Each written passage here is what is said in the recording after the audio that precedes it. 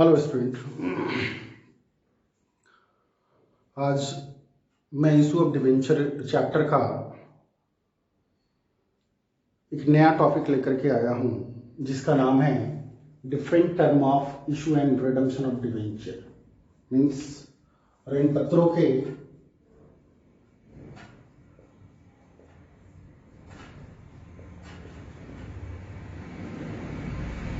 निर्गमन तथा शोधन की विभिन्न शर्तें।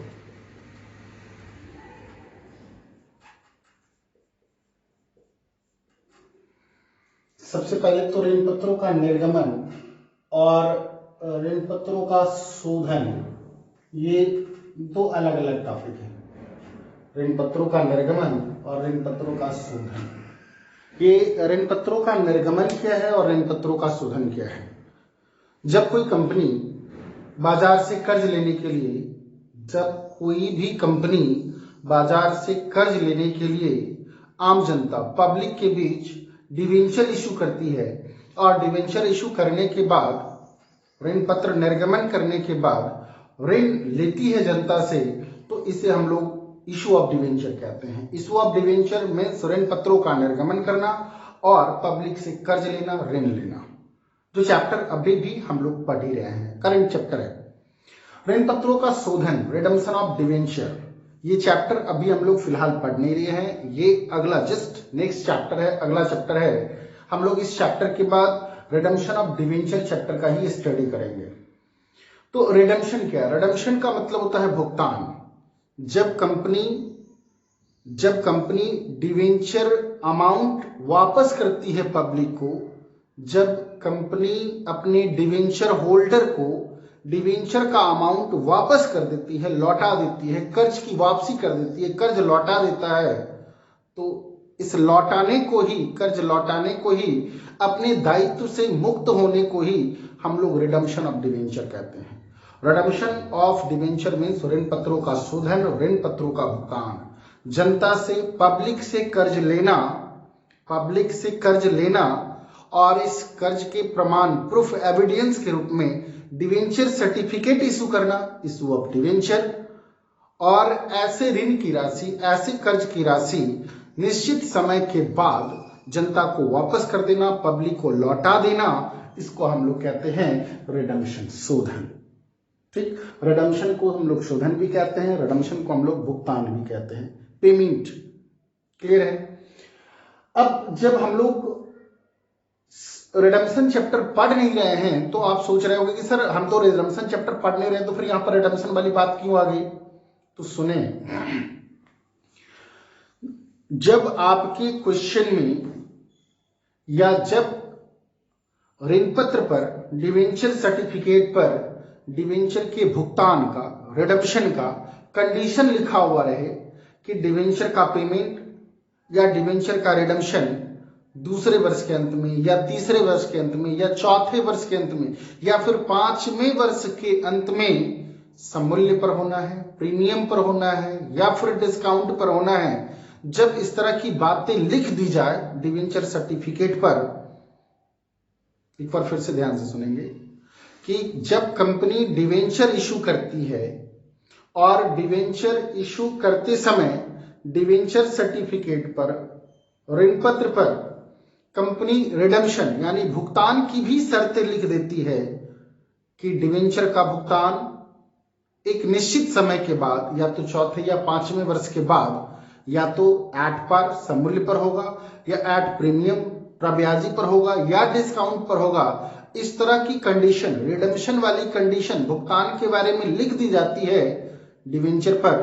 तो ऐसी स्थिति में हम डिवेंचर इशू करने का एंट्री करने के साथ साथ हम लोग एंट्री करेंगे डिवेंचर इशू करने का ही, डिवेंचर निर्गमन करने का एंट्री करेंगे, लेकिन डिवेंचर निर्गमन करने के साथ साथ इन फ्यूचर, भविष्य में जब हम डिवेंचर का भुगतान करेंगे, रिडम्पशन करेंगे, और उस टाइम में भुगतान करने पर जो लॉस होगा, पेमेंट करने पर यदि लॉस होगा, तो उस लॉस का एंट्री हम लोग उस टाइम में ना करके उस लॉस का एंट्री हम लोग इशू के समय ही कर लेते हैं, निर्गमन के समय में ही कर लेते हैं, ताकि उस लॉस को डिवेंचर पीरियड में मेंटेन किया जा सके। ये बात आपके समझ में नहीं आई होगी, इसको एग्जाम्पल के द्वारा हम आपको समझा रहे हैं।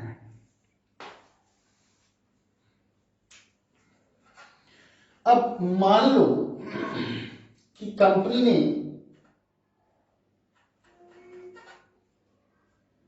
100 रुपया वाला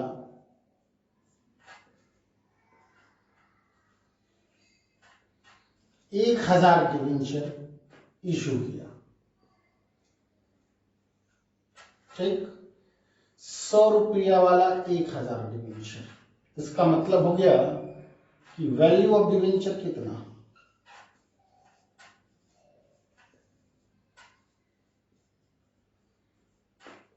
बराबर 1 लाख। कंपनी ने 1 लाख रुपए का डिवेंचर इशू किया, 1 लाख रुपया है, ठीक। इसका टर्म है, अच्छा पहले इशू ऑफ डेट लिख लें, इशू डेट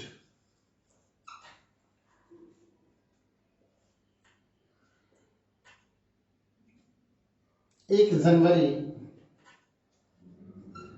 2017। कंपनी ने 1 जनवरी 2017 को 1 लाख रुपए का डिवेंचर इशू किया। पीरियड ऑफ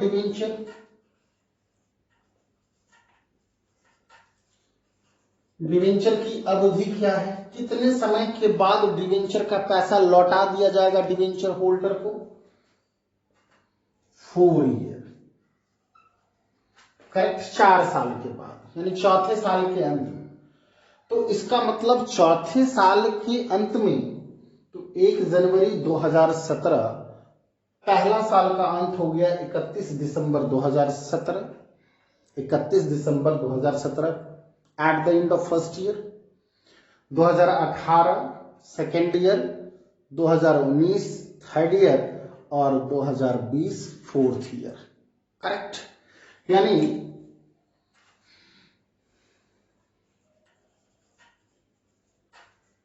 रिडम्पशन का मतलब होता है शोधन, भुगतान। इस तरह के ऋण पत्र का शोधन कब होगा, 31 दिसंबर 2020। डिवेंचर का इशू कब हुआ, डिवेंचर निर्गमन कब हुआ, 1 जनवरी 2017। कंपनी ने कर्ज कब ली, 1 जनवरी 2017 का। कितना कर्ज की, 1 लाख रुपए का। और ऐसे कर्ज का भुगतान कंपनी कब करेगी, 31 दिसंबर 2020 को। अब ये भी कंडीशन, ये तो कंडीशन लिखा ही हुआ, ये सारा लिखा हुआ, अब ये भी कंडीशन लिखा हुआ है कि कंपनी ऐसे कर्ज का भुगतान समूल्य पर करेगी या प्रीमियम पर करेगी या डिस्काउंट पर करेगी। अब थोड़ा सा समझ ले कि कंपनी रिडम्पशन जो करेगी, ऋण पत्रों का भुगतान जो करेगी, ऋण की राशि जो वापस करेगी डिवेंचर होल्डर को, वो 2 ही मूल्य लिख सकती है, 2 ही मूल्य लिख सकती है। या तो redemption at par, at par का मतलब हो गया कि 1 लाख रुपए के बदले में 4 साल के बाद यानी 31 दिसंबर 2020 को कंपनी 1 लाख रुपया ही लौटाएगी। इसको हम लोग कहेंगे एट पार।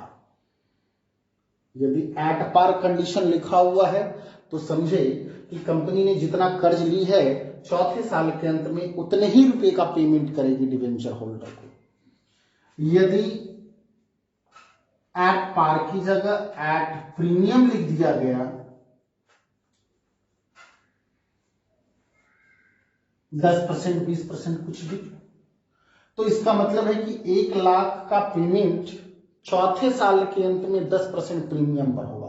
तो 1 लाख का 10% कितना, 10,000। इसका मतलब पेमेंट हो जाएगा 1,10,000 रुपया। यानी कंपनी 1 लाख के बदले में 1,10,000 रुपया लौटाएगी। 1 लाख के बदले में 1,10,000 रुपया लौटाएगी कब, 31 दिसंबर 2020 को। अब कहोगे सर डिस्काउंट पर क्यों नहीं हो सकता है ऋण पत्रों का भुगतान, तो देख ले, जिस दिन कंपनी लिख देगी, थोड़ी देर के लिए, जिस दिन कंपनी अपने डिवेंचर सर्टिफिकेट पर लिख देगी या फिर घोषणा कर देगी कि चौथे साल के अंत में डिवेंचर का भुगतान 10% डिस्काउंट पर होना है, यानी 1 लाख के बदले एट डिस्काउंट 10%। तो 1 लाख का 10% 10,000। 1 लाख में से 10,000 रुपया हटा दो, बचा कितना? 90,000। 1 लाख में से 10,000 हटा दो, बचा कितना? 90,000।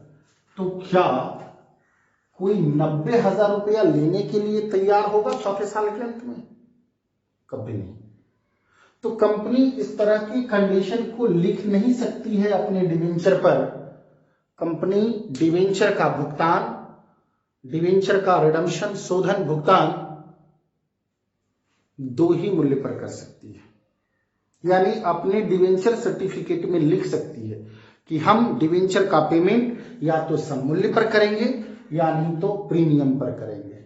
यदि जिस दिन वो अपने डिवेंचर पर लिख दी कि हम अपने डिवेंचर का पेमेंट चौथे साल या तीसरे साल के अंत में डिस्काउंट पर करेंगे, तो कोई भी इन्वेस्टर, पैसा लगाने वाला, मार्केट में पैसा लगाने वाला या डिवेंचर खरीदने वाला व्यक्ति या संस्था कंपनी के डिवेंचर को परचेज नहीं करेगा। घाटे का सौदा क्यों करेगा? जानबूझ करके घाटे का सौदा क्यों करेगा कि 1 लाख के बदले में हमको 4 साल के बाद, चौथे साल के अंत में हमको 90,000 रुपया मिलेगा? तो ऐसा कौन करेगा? हर व्यक्ति चाहता है इन्वेस्टमेंट करे और इन्वेस्टमेंट से बेनिफिट अर्न करे, लाभ कमाए, हानि नहीं। ठीक। तो हाँ, अब आपके दिमाग में आ रहा हो तो क्या सर कंपनी अपने ऋण पत्रों का भुगतान सममूल्य पर कर सकती है, प्रीमियम पर कर सकती है, डिस्काउंट पर नहीं कर सकती है? कंपनी डिस्काउंट पर भी ऋण पत्रों का भुगतान कर सकती है, लेकिन इसके लिए कंपनी को ओपन मार्केट पॉलिसी अपनाना होगा, खुले बाजार की नीति अपनानी होगी। और ये ओपन मार्केट पॉलिसी आप पढ़ोगे, डीपली पढ़ोगे, आपका अगला चैप्टर रिडम्पशन ऑफ डिवेंचर में जब हम लोग रिडम्पशन का मेथड बताएंगे, विधि बताएंगे, रीति बताएंगे, तो उसमें आप पढ़ोगे कि ओपन मार्केट पॉलिसी क्या है और ओपन मार्केट पॉलिसी में कंपनी कैसे अपने डिवेंचर का भुगतान डिस्काउंट पर करती है। लेकिन कंपनी अपनी इच्छा से कभी नहीं डिवेंचर पर लिख सकती है कि हम ऋण पत्र का भुगतान डिस्काउंट पर करने जा रहे हैं। ऐसा लिख नहीं सकती है। कर सकती है लेकिन लिख नहीं सकती है। इसका मतलब है कि डिवेंचर का भुगतान चौथे वर्ष के अंत में या तो सममूल्य पर हो सकता है या तो प्रीमियम पर। अब एक बात बताओ कि 1 लाख रुपए के डिवेंचर का निर्गमन करते समय कंपनी के पास आया था कितना? 1 लाख।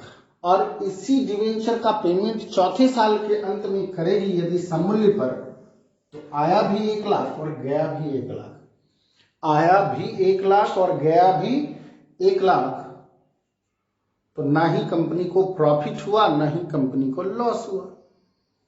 जिस समय कर्ज लिए उस समय में कर्ज आया कितना? 1 लाख। ठीक चौथे साल के अंत में कर्ज लौटा रहे हैं कितना? 1 लाख। तो कर्ज लेने और कर्ज लौटाने में किसी भी प्रकार का कोई लॉस नहीं हुआ। और जब कोई लॉस नहीं हुआ तो बात खत्म कर दो यहां पर। लेकिन थोड़ी देर के लिए इस पर डिस्कशन करें। कंपनी ने कर्ज लिया कितना? 1 लाख। ठीक 4 साल के अंत में यानी 31 दिसंबर 2020 को कंपनी इस कर्ज के बदले में डिवेंचर होल्डर को लौटा रही है कितना? 1,10,000। लिया 1 लाख, लौटाया 1,10,000 रुपया।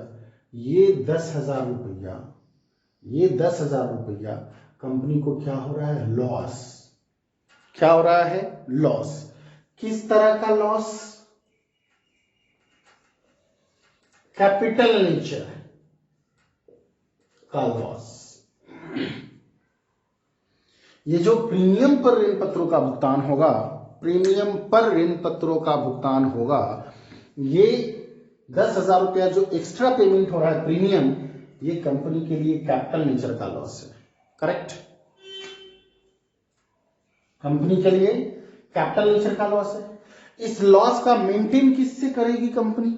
ये जो कंपनी के लिए कैपिटल नेचर का लॉस है, आखिर इस लॉस का मेंटेन किससे करेगी? इस लॉस का मेंटेन कर सकती है, इस लॉस को कंपनी मेंटेन कर सकती है सिक्योरिटी प्रीमियम, रिजर्व से, निर्गमन वाला जो प्रीमियम था उससे, या नहीं तो कैपिटल नेचर का लॉस है कैपिटल रिजर्व से, या नहीं तो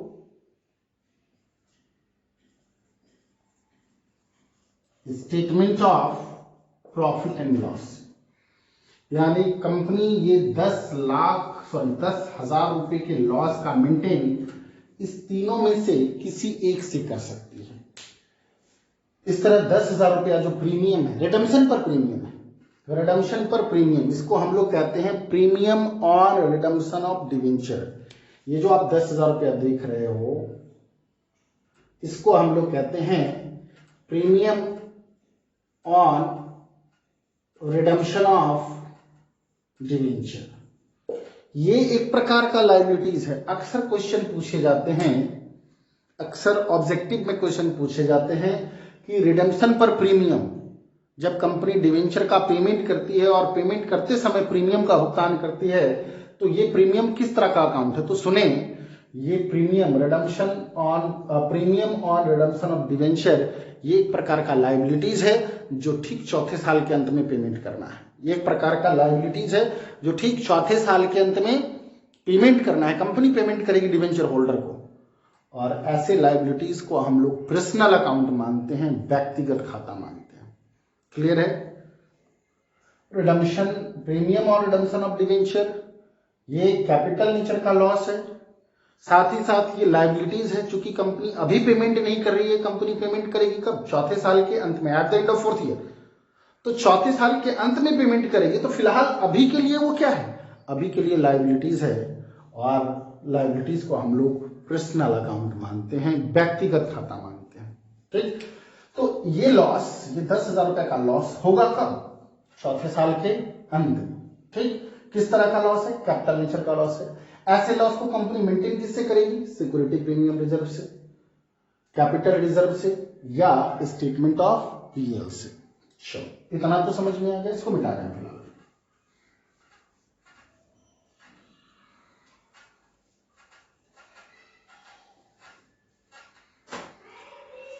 चलो, मैंने कर्ज लिया, अब थोड़ा सा यहां पर देखो, मैंने कर्ज लिया कब?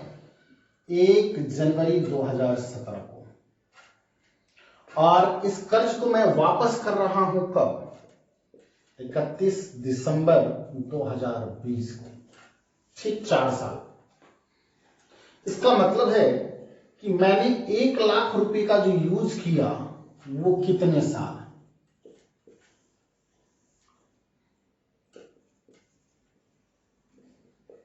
थोड़ा मैं डीपली समझा रहा हूं, थोड़ा टाइम देना पड़ेगा। ये 1 लाख रुपए का मैंने यूज किया, उपयोग किया कितने साल? 4 ईयर, 4 साल तक 1 लाख रुपए का मैंने यूज किया, यूटिलाइज किया, ऑपरेट किया 4 साल तक इस पैसे का। और ठीक चौथे साल के अंत में 31 दिसंबर 2020 को हम ये पैसा लौटा देते हैं। लेकिन लौटाते हैं कितना? 1,10,000 रुपया। कर्ज लौटाते समय मेरे को लॉस कितना हो रहा है? 10,000। 1 लाख तो लिया था, 1 लाख लौटा रहे हैं, लेकिन लौटाते समय मैं एक्स्ट्रा कितना लौटा रहा हूं डिवेंचर होल्डर को? 10,000। 10,000 रुपया का लॉस हो रहा है, इसको हम लोग कैपिटल नेचर का लॉस कहेंगे। अब ये लॉस को, यदि हम इस लॉस का एंट्री 31 दिसंबर 2020 को करें, अब बहुत ही मोस्ट इंपोर्टेंट पॉइंट है, आपको यहां पर ध्यान देना पड़ेगा। ये 10,000 रुपया लॉस का एंट्री यदि हम 31 दिसंबर 2020 को करें, तो इस लॉस को हम लोग मेंटेन करेंगे कब? जब लॉस को लिखेंगे, बुक्स ऑफ अकाउंट में लिखेंगे, उसके बाद ही तो अगले साल हम लोग अगले साल लॉस को मेंटेन करते चले जाएंगे। इसका मतलब है कि ये 10,000 रुपया का लॉस मेंटेन होगा। 31 दिसंबर 2020 को लॉस हम लिखेंगे ही, चूंकि लॉस हो रहा है कब? 31 दिसंबर 2020 को, और लॉस का एंट्री 31 दिसंबर 2020 को लिखेंगे। तो इस 10,000 रुपए के लॉस को मेंटेन कब करेंगे? सिक्योरिटी प्रीमियम रिजर्व से, कैपिटल नेचर के कैपिटल रिजर्व से, या फिर स्टेटमेंट ऑफ पीएल से हम इस लॉस को मेंटेन कब करेंगे? 31 दिसंबर 2021 को, 31 दिसंबर 2022 को, 31 दिसंबर 2023 को, 31 दिसंबर 2024 को।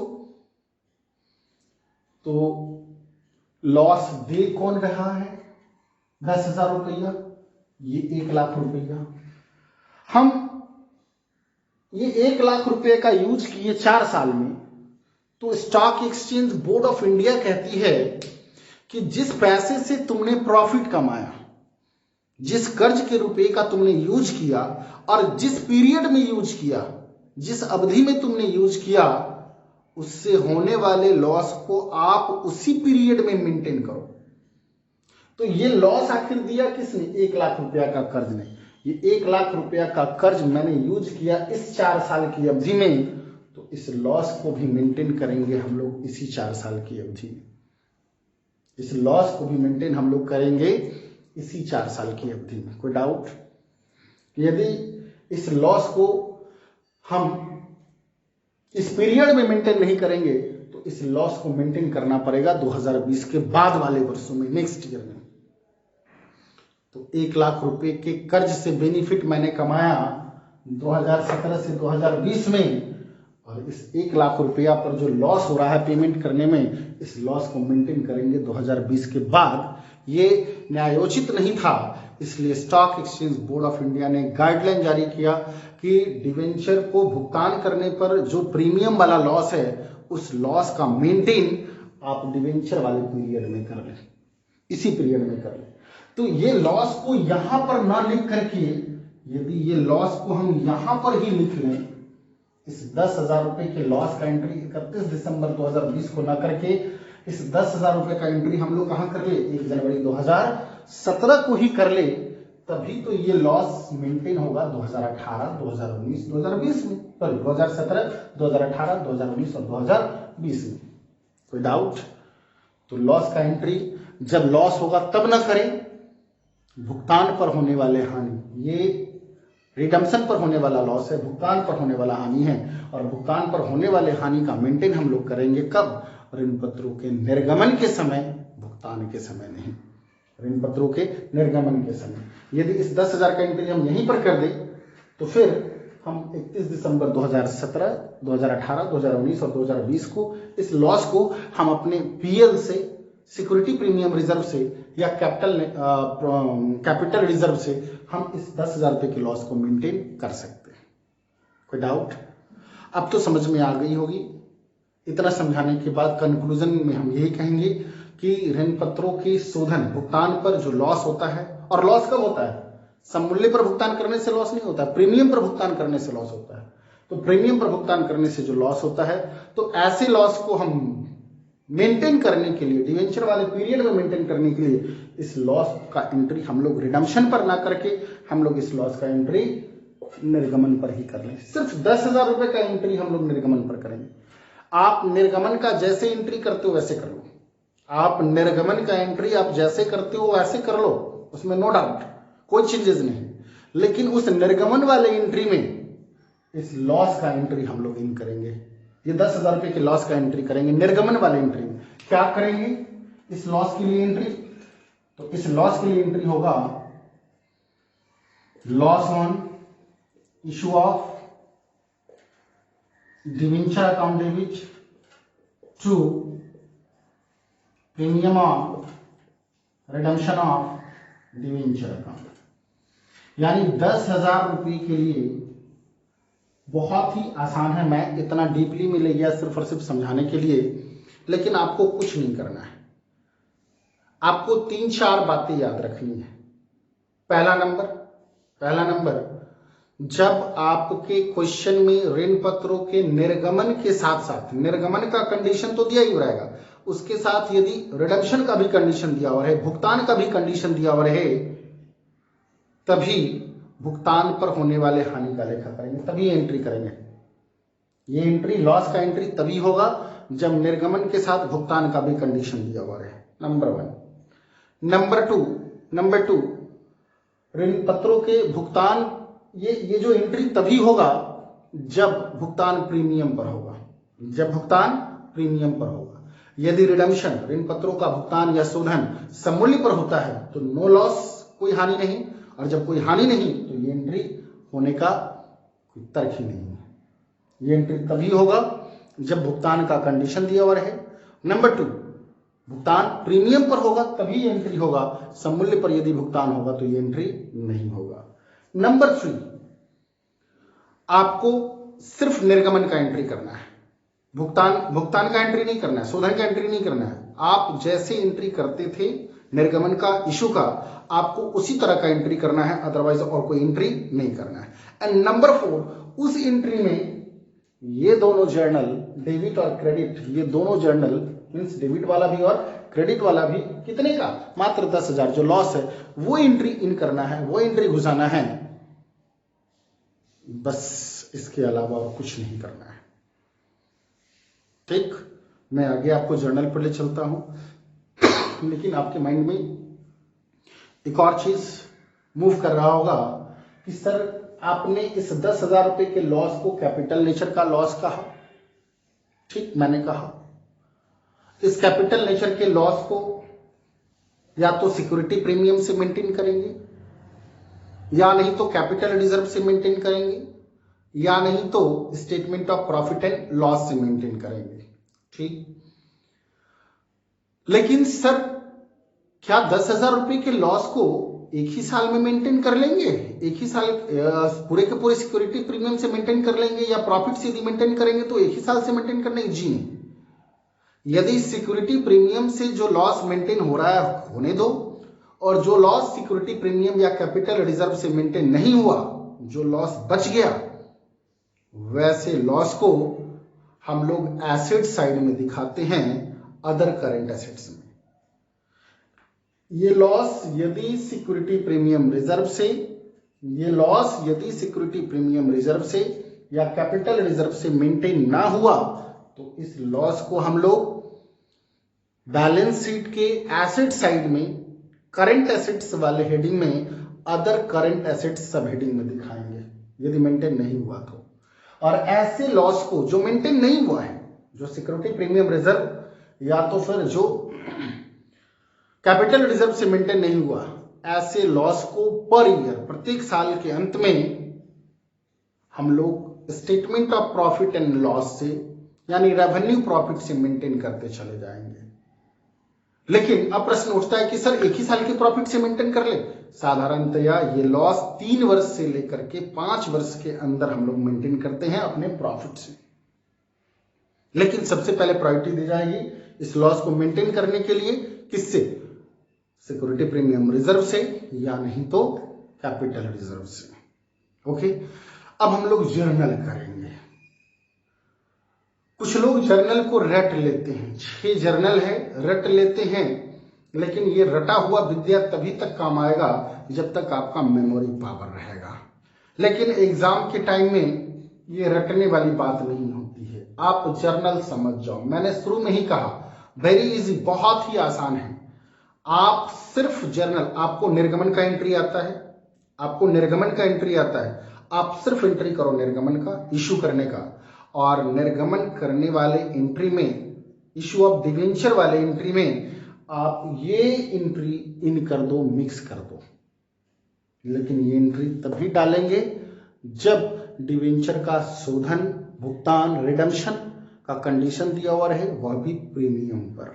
ओके, चलो हम लोग एग्जाम्पल लेते हैं।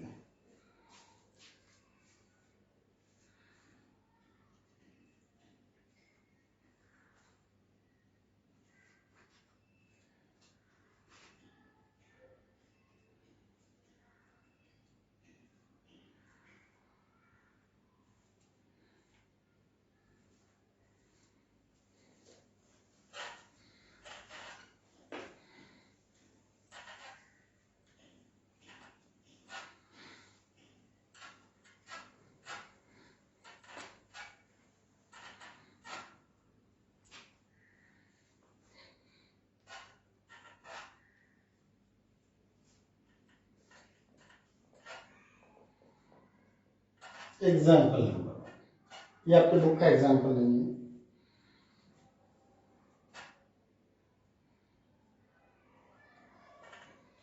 100 रुपया वाले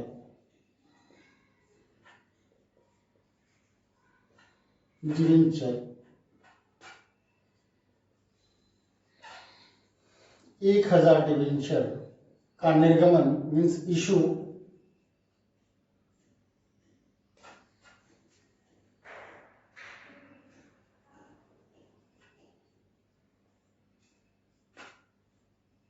सममूल्य पर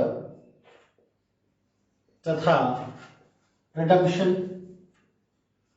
शोधन भी सममूल्य पर। सममूल्य मीन्स एट पार।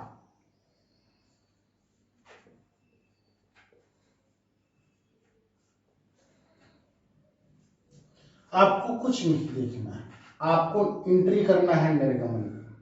निर्गमन किस मूल्य पर हो रहा है? सम मूल्य पर। 100 रुपये वाले 1000 डिवेंचर का निर्गमन सम मूल्य पर होना है, कुछ मत करना है। चलो पहले निर्गमन का एंट्री, उधर देखना छोड़ दे, पहले निर्गमन का एंट्री करें।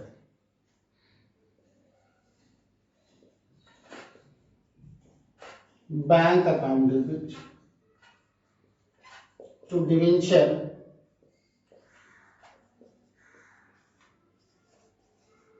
एप्लीकेशन एंड अलॉटमेंट, क्योंकि एप्लीकेशन अलॉटमेंट एक ही बार एक मुश्त है। एप्लीकेशन एंड अलॉटमेंट अकाउंट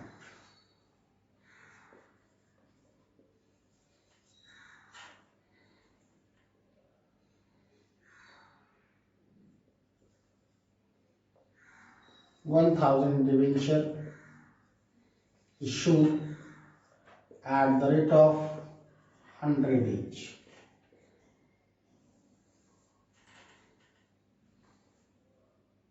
एक 1000 को 100 से गुना करो, 1 lakh.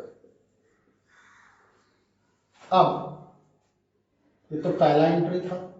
Debenture application and allotment को हम लोग डिवेंचर्स में बदलेंगे, तो debenture application and allotment account debit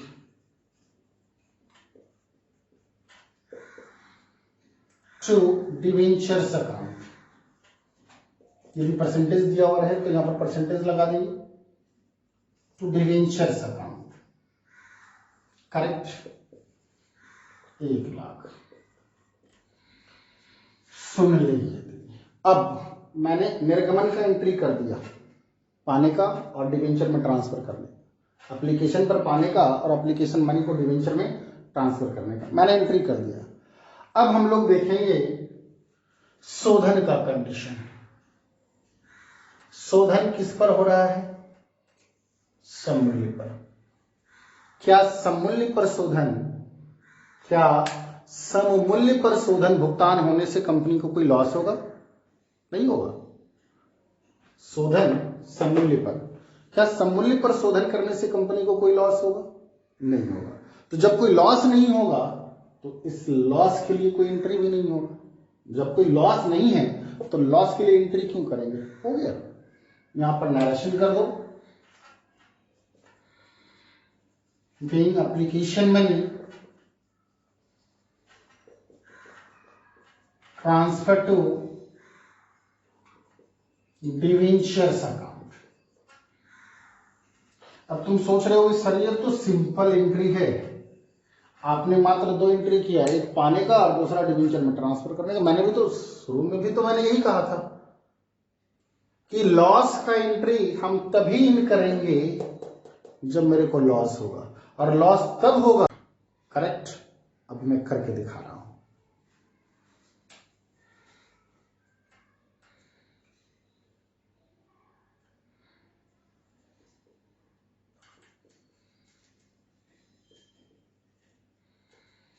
अब मैंने क्वेश्चन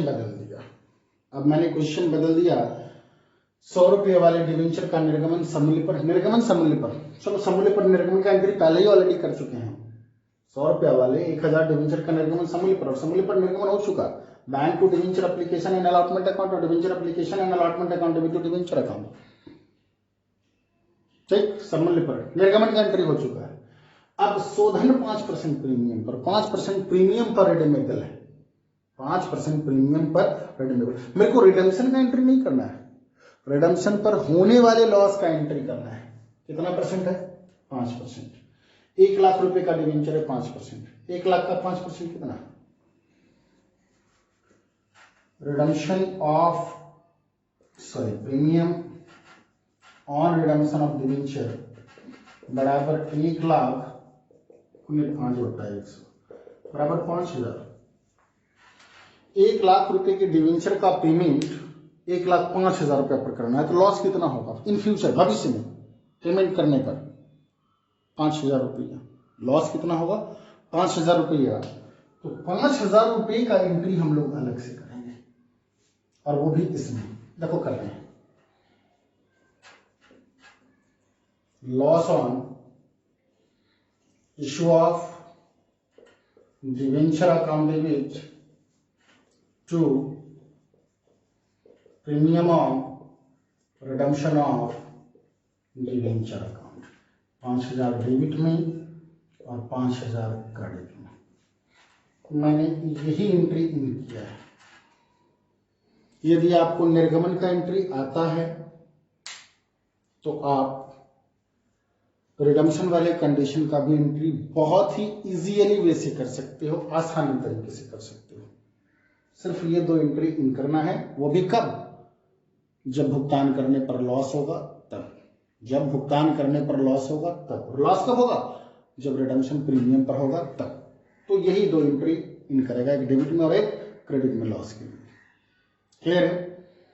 एक और एग्जांपल दे रहे हैं, ये तो समझ में आ गया। अब यहां पर थोड़ा सा निर्गमन का भी कंडीशन बदलते हैं। 100 रुपया वाले 1,000 डिवेंचर का निर्गमन 10% डिस्काउंट पर और शोधन 5% प्रीमियम पर। चलो पूरा मिटा देते हैं।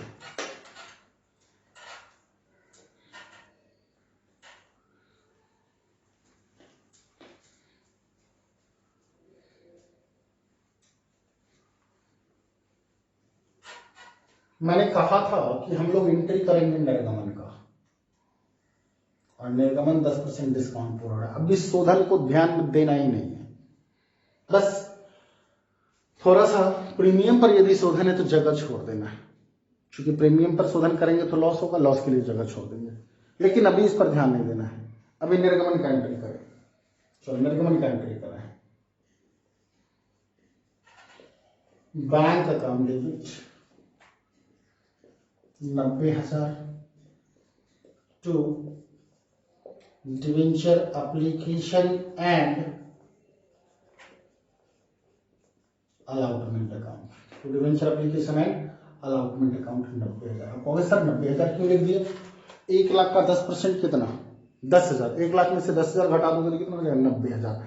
अब डिस्काउंट का एंट्री करेंगे, लेकिन कब? जब डिवेंचर में ट्रांसफर करेंगे तब। पाने में जितना मैंने पाया है उतना ही का एंट्री करेंगे।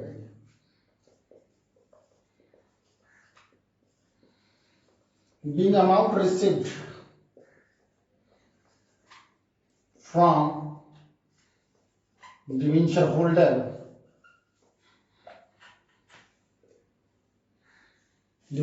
से अमाउंट पाया ड्यू टू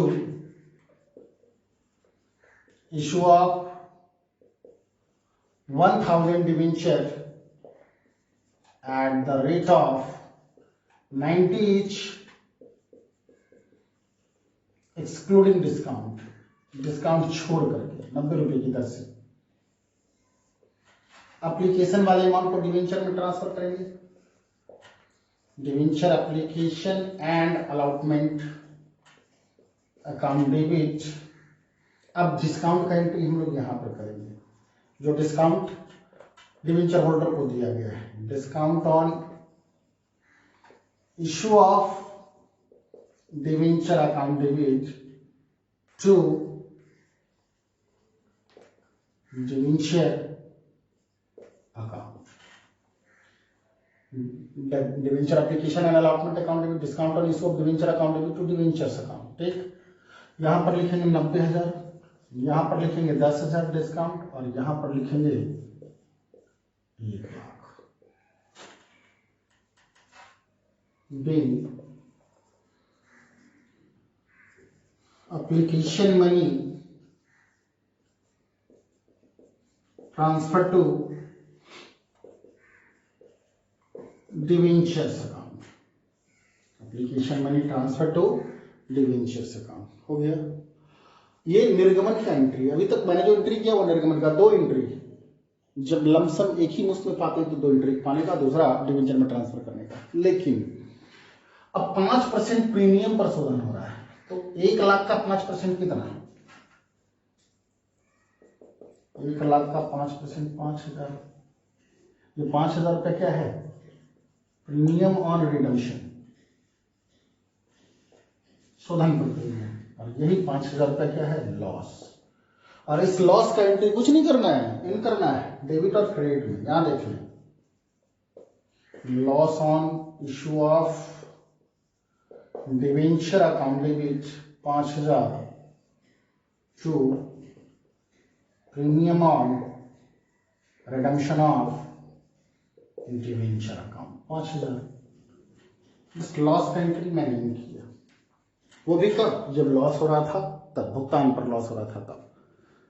थोड़ा सा चेंजेस करेंगे यहाँ पर, ये डिस्काउंट भी लॉस और ये लॉस भी लॉस, एक निर्गमन पर हानि और एक भुगतान पर हानि, एक निर्गमन पर हानि और एक भुगतान पर हानि, लेकिन है तो दोनों हानि ही, दोनों लॉस ही है।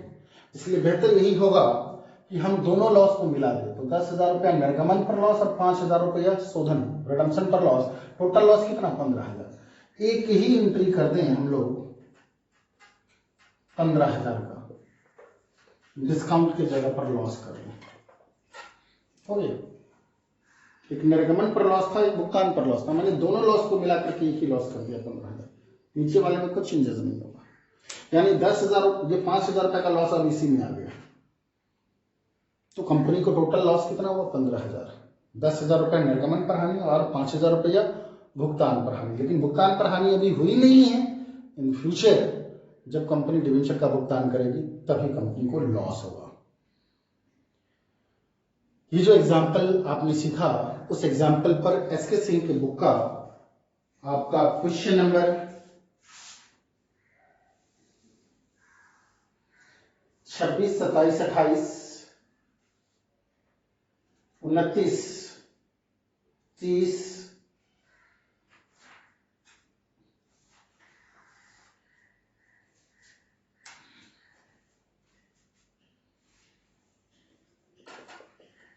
क्वेश्चन नंबर 26, 27, 28 और आगे जो भी 29, 30, 31, 32 और मिसलेनियस प्रॉब्लम है, सबको बना करके देखेंगे।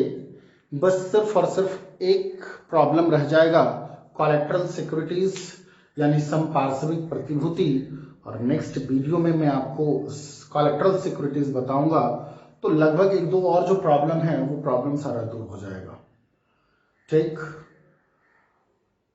और हर वीडियो की तरह इस वीडियो में भी मैं एक ही चीज कहूंगा कि यदि आप हमारे चैनल को सब्सक्राइब नहीं किए तो प्लीज आप हमारे चैनल को सब्सक्राइब कर लें, ताकि अगले वीडियो के लिए आपके मोबाइल पर नोटिफिकेशन जाता रहेगा और आपको सूचना मिलती रहेगी कि हम कौन सा वीडियो लेकर के आ रहे हैं। फिलहाल के लिए धन्यवाद वीडियो देखने के लिए।